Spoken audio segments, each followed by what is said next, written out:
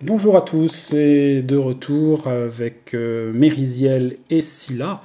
Scylla qui est en train de se battre furieusement aux portes de la ville pour contenir l'attaque des gobelins. L'aventure continue, nous n'avons toujours pas trouvé le traître qui a donc ouvert les portes de la ville, mais on va bien finir par tomber dessus sur lui. Et ben voilà, Scylla a 4 cartes en main parce qu'elle a aidé avec une bénédiction lors de la fermeture du dragon rouillé. Elle a déjà un petit paquet de blessures quand même, hein. Mais elle tient le coup, elle a encore le personne tous avec lui pour éventuellement la guérir s'il y a vraiment un gros souci. Elle est armée, tout va bien. Et de l'autre côté, Mériziel c'est pareil, elle commence à avoir pas mal de blessures. Heureusement, elle a récupéré des cartes en route, donc son paquet est un peu plus élevé que les 15 cartes qu'on a au début. Et puis en équipement, elle a des bénédictions, donc ça c'est bien. Dommage, sa bénédiction de charisme, ça aurait été bien qu'elle l'ait tout à l'heure pour fermer le dragon rouillé, ça m'aurait coûté moins cher. Mais c'est comme ça. Elle a l'onal du sage au cas où elle tombe sur le boss ou un sbire. Potion de résistance à l'énergie au cas de gros dégâts de feu, ce qui quand même qui peut être le cas par ici. Et une bénédiction pour le combat à distance. Ok, c'est parti. C'est parti pour le tour de Scylla. Et elle va explorer. Explorer ou détection du mal? Allez, détection du mal. Donc, elle sait que c'est un gobelin pyromane qui va arriver. Elle n'est pas obligée de l'affronter si elle ne veut pas. Bon, maintenant, le côté pyromane, elle, avec son bouclier de feu, ça la gêne pas. Donc, je pense qu'elle va foncer dans le tas. Elle explore donc, elle tombe sur le gobelin, qu'elle va essayer d'affronter grâce à sa masse plus 1. Donc, elle a plus 3 au test, avec le bonus de mêlée et le bonus magique de la masse. Et c'est tout, je pense. J'ai peur maintenant que le sort de guérison ne débarque là. Allez, on va tenter de faire un 8 avec ça. Allez! Il y a un 1, mais heureusement il y a un 8. 9 et 3, 12. Le gobelin pyromane est tué. Je lance pas les dés de dégâts, parce que de toute façon, au mieux, il réduit de 2 les dégâts de feu. Pourquoi tu compenses pas, toi? Voilà. Le dégât de combat ou de feu de 2. Et donc là, au pire, j'ai un dégât de feu automatique, plus un dégât si je rate mon dé de 6. Là. Je jette pas. Hein. Hop. On passe. On passe et on ne trouve toujours pas le sbire. Bon, elle réinitialise sa main. Pardon. Et elle passe la main, justement, à Mériziel, qui tombe sur, je crois, c'est le 3e monstre errant, hein, qui se trouve ici. Donc, elle a la possibilité, avec son pouvoir, d'éviter le monstre, mais il sera mélangé dans le paquet. Est-ce une bonne chose ou pas? Elle peut quand même trouver du loot hein, en tuant le squelette. Par contre, elle a un malus de 3 là, sur le squelette, sur le monstre. Parce qu'elle a que des objets perforants avec son arbalète. Quoi. Ah oui, mais c'est une arbalète de mort-vivant. Oh oui, elle va pas se gêner. Hein. Elle va pas se gêner. Donc, elle a un dé de 8 plus 2 un dé de 12 plus 2 dé de 8 plus 2. Plus 2 que je mets là. Et en plus, elle va recharger sa potion de résistance à l'énergie. Là, les gobelins vont commencer à être plus rares, je pense. Hop, pour se rajouter encore un dé de 6. Voilà, et je dois faire donc 8 et 3. Je dois faire 11, hein, le plus 3 de malus parce qu'elle a une arme perforante. 12. Boum. Rien qu'avec un dé, c'est bon déjà. Le squelette disparaît. Et donc, un petit dé de 12 pour le petit loot supplémentaire. Elle fait 12, c'est super, parce que 12, c'est bénédiction. Et bénédiction, c'est quand même très très bien. Elle chope une bénédiction de Torag. Qu'elle va utiliser tout de suite pour explorer. Je vérifiais quand même ici, pour fermer la région, il faut bannir une carte, n'importe quelle carte. Donc j'ai intérêt à choper des trucs pas très intéressants, histoire de pouvoir les jeter. Elle explore, elle tombe sur un sort de sommeil. Donc voilà, par exemple, c'est idéal à jeter, ça. Il faut faire 4 quand même avec la sagesse, avec l'intelligence, ce qui est quand même pas évident. C'est un sort de magicien, et je fais 3, donc c'est raté. Hop.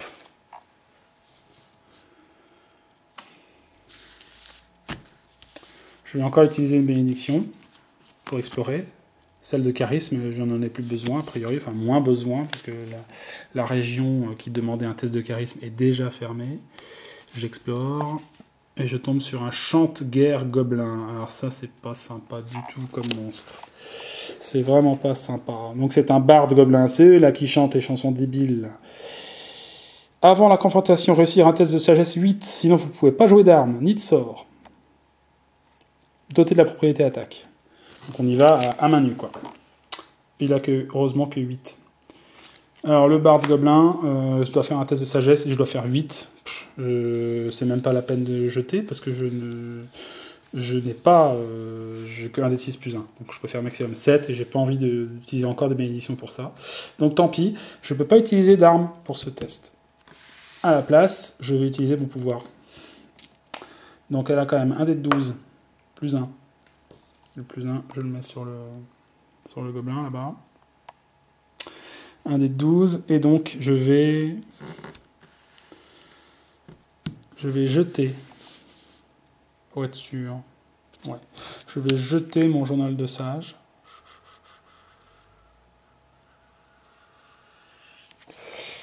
Voilà, pour avoir 2 dés de 6 en plus. Voilà. Faut que je fasse 8. Pas de problème, je fais 19, 20, je fais. Voilà. C'est un gobelin, donc il faut aussi que j'aie un dé de 6 pour le feu. C'est bon. Bon, ça c'est fait. Alors, je vais arrêter le tour ici. Hein. Je récupère mes cartes. 5 cartes. Et je laisse la main à nouveau à Scylla. Scylla, au point elle en est, elle va continuer son détection du mal. Une épée courte, ça tombe bien parce que c'est vraiment pas intéressant. Allez, à nous le sbire. Encore un pire gobelin, c'est pas possible. Bon, alors un pire gobelin, c'est toujours pas de Tsuto Kajitsu, donc il se trouve automatiquement là. Hein. 9 pour réussir à tuer ce monstre. J'ai toujours la masse, j'ai toujours ma force et ma mêlée, donc j'ai plus 3. Il faut que je fasse 9. Tant pis, j'utilise mon pouvoir. Et ben voilà. Je le sentais venir. Je le sentais venir. Le sort de soin dégage. Bon. Allez, j'ai quand même un dé de 6 en plus. C'est parti. 5 et 4, 9 et 3, 12. Donc il est battu. Voilà. C'est un gobelin, mais je vais pas faire le test parce que je résiste au feu. Et donc, fermeture, je convoque et j'affronte un sbire bandit. Un sbire bandit.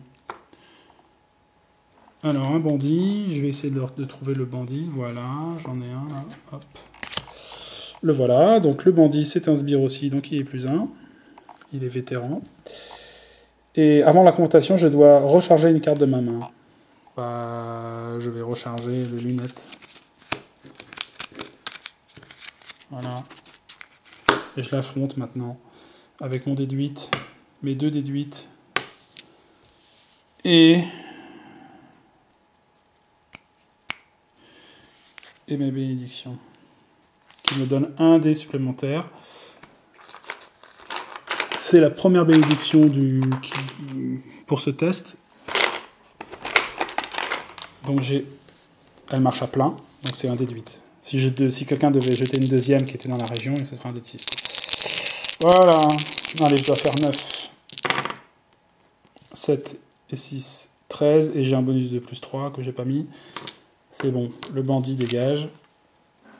Et la région est fermée. Et il n'y a pas de... Il n'y a pas de truc fermeture définitive, je sais pas quoi. Donc ça... On y arrive, mine de rien. On y arrive. Avant la fin du tour, il va sacrifier le Père Xanthus, enterrer cette carte pour recharger un dé de 4 plus 1, carte tirée aléatoire de mon paquet de défausse. Donc voilà, il fait un soin, quoi, hein, avant de disparaître. Je fais 1, ça fait 2 seulement. Bon, je vais sélectionner les 2 cartes au hasard. Voilà, c'est fait. Bon, c'était pas le sort de guérison qui était dedans. Tant pis.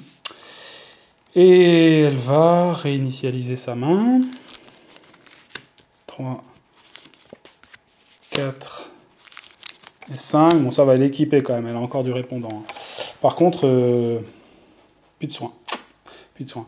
Mais aussi plus de monstres errants. On a rencontré les 3 monstres errants possibles. Et elle place sa place à Mériziel. Mériziel qui donc se trouve dans la dernière région ouverte et espère rapidement tomber sur Tsuto Gejitsu, exploration. Allez hop. Arme enflammée, ça c'est un sort pareil de magicien ou de prêtre. Pour un paladin ça peut être sympa aussi, mais bon. Sagesse divin 6. On va essayer, hein. C'est jamais. Donc elle a sagesse plus 1. C'est raté.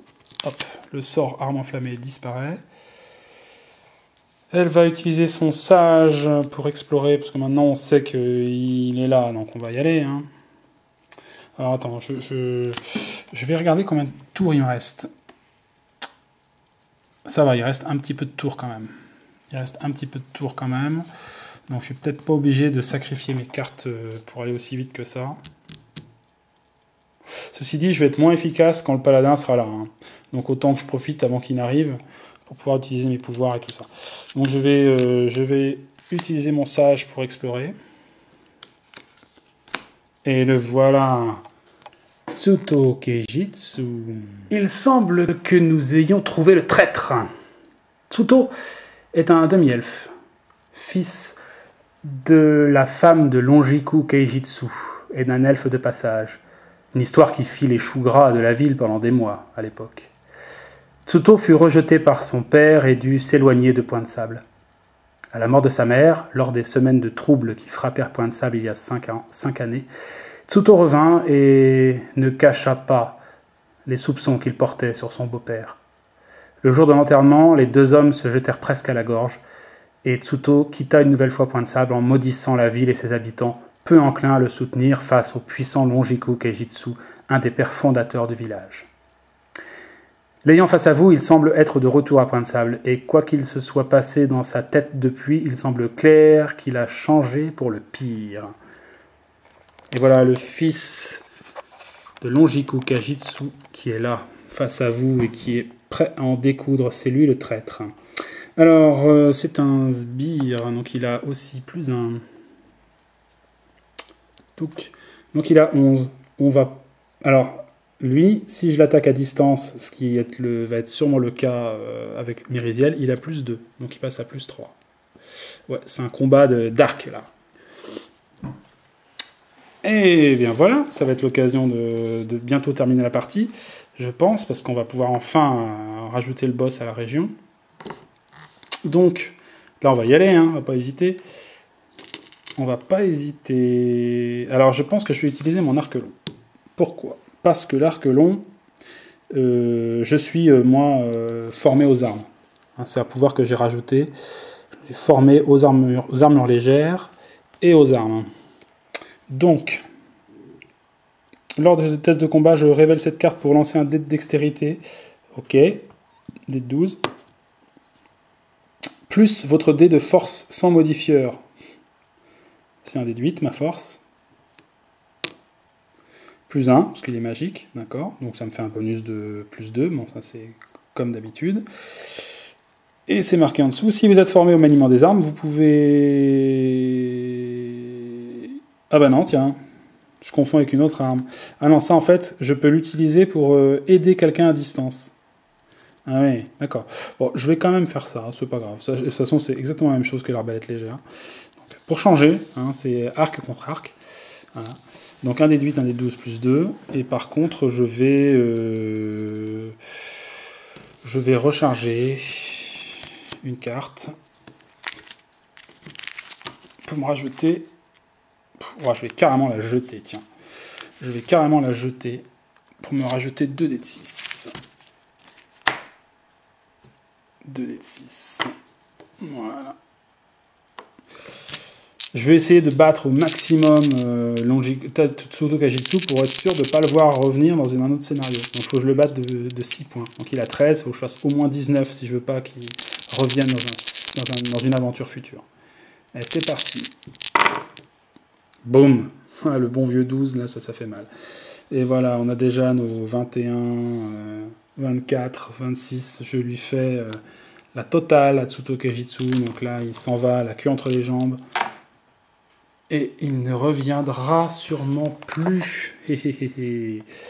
Ah, j'ai un petit truc à vous lire sur la défaite aussi. Vaincu. Tsuto trouve pourtant le moyen d'échapper à votre étreinte. Il serre un paquet de chiffons sous le bras et disparaît dans le chaos de points de sable alors que des gobelins protègent sa fuite. Ouais, mais c'est pas grave.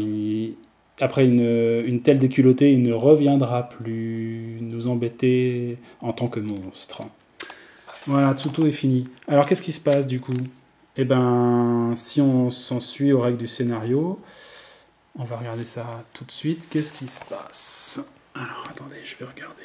Ça ira plus vite comme ça.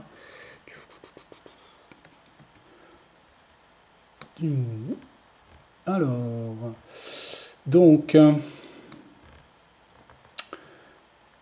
après avoir essayé de fermer la région, d'accord, donc il faut quand même que je puisse fermer la région. Donc je peux fermer la région. Eh ben, je vais pas me gêner. Je vais bannir une potion de vision. C'est ce qui est demandé. Bannissez une carte de votre main. Et ça, c'est fermé. Boum. Et donc, en fait, c'est pas fermé puisque c'est là que se trouve le boss. Mais c'est la dernière carte, quoi. Donc on sait qu'il est là. On l'a, ça y est, coincé. Le bonhomme, on l'a coincé. Je vais pas l'affronter tout de suite. Hein. On va attendre un petit peu, on a le temps. Donc, elle va se réinitialiser sa main. Et elle va pouvoir laisser sa place à Scylla. C'est le tour de Scylla. Elle se déplace. 1, 2, 3, 4. Donc là, elle traverse toute la ville pour aller se battre contre Volpépite. Donc elle a un 8 plus 1 pour le déplacement. Elle fait 2 et un 3. Alors qu'elle devait faire 4. Donc elle rate. Qu'est-ce qui se passe? Elle rate de combien? Elle rate de 1. Donc, elle doit perdre une carte pour aller jusqu'à 4. Et la carte qu'elle perd d'habitude. Elle en perd 2. Elle recharge de 2. Donc on recharge la différence, plus 1. 2 cartes. Bon, on va garder une arme, ça devrait suffire. Quoique 2 armes, ça peut être pas mal. Je mise tout sur l'attaque. Ouais, je mise tout sur l'attaque. Allez hop, je enlève le bouclier et l'armure qui m'ont... Enfin, surtout le bouclier qui m'a bien aidé. Boum. Et j'arrive face à Volpépite et Patte Gluante et je vais directement explorer et le rencontrer. Avant la confrontation, vous devez réussir un test de discrétion. C'est pas son fort. Donc, il n'y a pas de discrétion. Ça veut dire qu'en fait, le Volpépite, le deuxième test, va être à 12 au lieu de 10. Et elle doit donc faire 2 tests. Un test pour battre le lézard et un test pour battre le gobelin. Alors... Eh bien, allons-y. Allons-y. Pour le test de combat contre le lézard, elle a un dé de 8, toujours pareil, plus un dé de 8, plus 3. Et elle va utiliser sa bénédiction, ça va pas se gêner, c'est une bénédiction d'ailleurs. Enfin, sa bénédiction, son pouvoir d'aide divine, donc elle a un dé de 6 en plus. Et puis elle va jeter sa masse. Alors, c'est écrit, vous pouvez jeter cette arme pour ajouter un dé de 4 supplémentaire et la propriété feu. Donc pouf, elle rajoute un dé de 4 en plus. Clac. Et avec ça, plus 3, elle doit faire 9. Elle va aller. 7 et 5, 12, 13, 14, voilà. Donc c'est fait. Et deuxième combat, cette fois-ci, contre Volpépite, le gobelin. Donc là, il a 12. Ah, j'ai oublié, en fait, il a plus d'un aussi. Hein. C'est un boss, donc lui aussi, il est vétéran. Donc il passe à 13 en fait. Bon, le premier, le lézard à 10, je le battais aussi. Hein. Faut pas oublier ça. Donc là, 13, j'ai la pique glacée plus 1, qui me rajoute 1 à 8 plus 1 avec la propriété froid. Et si je rate le test, je peux jeter la carte pour relancer mes dés. Donc c'est un reroll aussi, cette carte-là. Donc 2 dés de 8, toujours plus 3 en termes de bonus. Et voilà, je vais évidemment utiliser le pouvoir d'aide. C'est une bénédiction aussi, donc ça me rajoute 1 dé de 6. Et j'utilise la bénédiction de Gorum, le deuxième pouvoir de la carte. Jeter cette carte pour ajouter 2 dés à un test de force lors d'un combat. Bah oui, c'est le cas. Hein. Donc 2 dés en plus. Pauvre petit gobelin qui va se prendre 2 dés de plus, 2 dés de 8 supplémentaires encore. Bling bling bling. Tant qu'on y est, elle est là, elle va l'aider. Hein. Elle va utiliser une bénédiction. Donc c'est 1 dé en plus. Normalement, ça devrait être 1 dé de 8. Mais comme c'est une deuxième bénédiction, c'est 1 dé de 6. Voilà. La bénédiction est un peu moins... Les dieux ne répondent pas toujours présents. Hop. Allez, avec tout ça, faut faire... On a dit 13.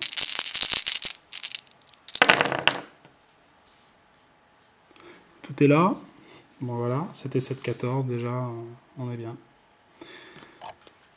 Vol pépite et battu. C'est une victoire. Volpépite est le leader des gobelins de Pic-Chardon et contrôle donc ce que les 5 tribus considèrent comme le meilleur repère possible. On dit que de nombreuses têtes de chiens et de chevaux sont accrochées au mur de la salle du trône. Perché sur le dos de son gecko géant, patte gluante, il a sans doute fallu une forte promesse de richesse et de puissance pour l'amener à ce point aussi loin de sa montagne, ou au minimum un grand baril de cornichons au vinaigre. Battu et ensanglanté, Volpépite s'échappe le long des murs de points de sable sur son gecko géant. Seule demeure la queue de patte gluante qui se tortille au sol. Et voilà, c'est une victoire sur Volpépite et patte gluante. Et donc le scénario est remporté. Bravo, les amis. Alors, qu'est-ce qui se passe à la fin de cette histoire, du coup? Eh ben bon, il y a la récompense et tout ça. Les gobelins survivants fuient en masse vers le nord. Certains préfèrent même sauter vers une mort certaine de la falaise qui surplombe la mer plutôt que d'être capturés. Plusieurs de ces petites menaces sont capturés vivants, mais ils s'avèrent inutiles lorsqu'ils sont interrogés. Aucun de ces gobelins ne sait beaucoup plus que cela. Ils ont reçu l'ordre de tuer tout le monde dans la ville et de tout brûler. Aucun des gobelins capturés ne peut même se souvenir du nom de leur chef, à part le fait qu'il était un Longuibol comme vous. Leur chef était en mission secrète dans le cimetière de la ville. C'est ce que savent la plupart des gobelins, mais aucun d'entre eux ne peut dire en quoi consistait cette mission. Elle était secrète, après tout. Très rapidement, les autorités se rendent aussi au manoir de Longiku Keijitsu, le père de Tsuto, pour l'interroger sur son beau-fils. Vert de honte, il accepte de mauvaise grâce votre présence aux côtés du prévôt et de la mère d'Évérine. Puis il vous donne la version de cette histoire. Victime de chantage par son beau-fils, il laissa la porte nord de la ville ouverte et une échelle contre le mur du cimetière. De plus, il demanda que la verrerie de Point de Sable, sa propriété et la source de sa fortune, soit désertée la nuit avant la grande fête. La raison pour laquelle le vieux Longiku accepta ce chantage demeure très obscure. Tant Longiku reste au mieux évasif, sinon complètement muet face aux questions des autorités. Longiku est d'une grande influence ici et les débats demeurent mesurés. Saisi de honte, Longiku s'enferma alors dans son manoir en prétextant une maladie après avoir obéi au bâtard de feu son épouse. Il semble clair qu'il ignorait totalement l'existence d'une alliance entre Tsuto et les gobelins du coin, d'une attaque de ces mêmes créatures ou les raisons d'une telle alliance. Sous l'ombre de l'attaque des gobelins, Point de Sable ne s'intéresse plus guère à finir le festival du Macaon et chacun se retire dans sa maison pour s'y réfugier et récupérer des horreurs de la journée. La plupart, quand ils passent près de vous, prennent le temps de vous remercier, de les avoir grandement aidés. Enfin, à un moment donné, avant la fin de la journée, vous êtes approché par Ameiko Keishitsu, la belle aubergiste, fille légitime de Longiku, elle. Elle a été très impressionnée par vos actions et vous propose des chambres au dragon rouillé. vous invitant à y demeurer aux frais de la princesse pendant 1 semaine. C'est sa façon de vous remercier d'avoir aidé le village à vaincre les gobelins. C'est la fin de cette partie. On se retrouve pour un petit débriefing